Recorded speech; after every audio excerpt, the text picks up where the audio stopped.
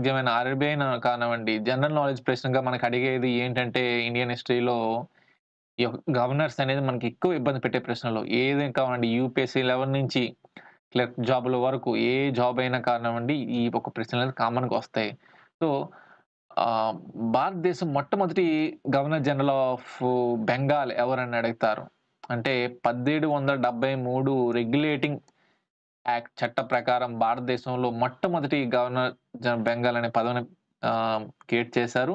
So, అలా create చేసిన ఒక పదవికి మొట్టమొదటి గవర్నర్ జనరల్ ఆఫ్ బెంగాల్‌గా ఎవరున్నారంటే వారెన్ హేస్టింగ్స్. మొట్టమొదటి గవర్నర్ జనరల్ ఆఫ్ బెంగాల్. అలానే భారతదేశంలో మొట్టమొదటి గవర్నర్ జనరల్ ఆఫ్ ఇండియా ఎవరంటే విలియం బెంటిక్. చార్టర్ చట్టం 1833 ప్రకారం విలియం బెంటిక్ గారు ఈ యొక్క మొట్టమొదటి గవర్నర్ జనరల్ ఆఫ్ ఇండియాగా నియమితులయ్యారు. సో, ఇక్కడ